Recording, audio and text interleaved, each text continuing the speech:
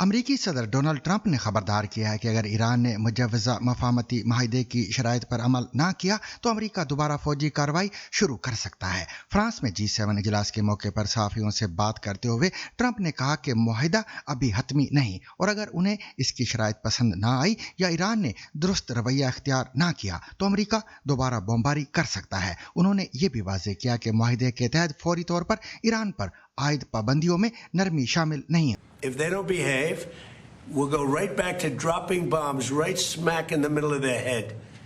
Okay? Because they've misbehaved for 47 years. All right? Does it include? But nobody could have made this deal.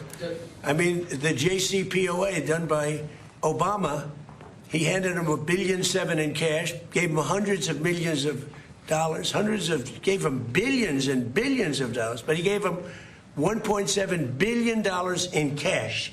दूसरी जानब अमरीकी महकमा इंसाफ ने दावा किया है कि FBI ने व्हाइट हाउस में मुनक्कद होने वाले एक UFC इवेंट को निशाना बनाने की मुबैना साजिश को नाकाम बना दिया है। हुकाम के मुताबिक 5 अफराद को मुख्तलिफ रियासतों से गिरफ्तार किया गया है जिन पर कत्ल की साजिश का इल्ज़ाम आयद किया गया है। इस्तगासा का कहना है कि मंसूबे में बारूद से भरे ड्रोन्स के जरिए करीबी इमारतों पर हमले, आम अहदाफ पर फायरिंग और हजूम को स्नाइपर्स की जानिब धकेलने जैसी कार्रवाइयाँ शामिल थी। FBI के डायरेक्टर पटेल के मुताबिक बर वक्त कार्रवाई के जरिए मुबैना हमले को रोक दिया गया है।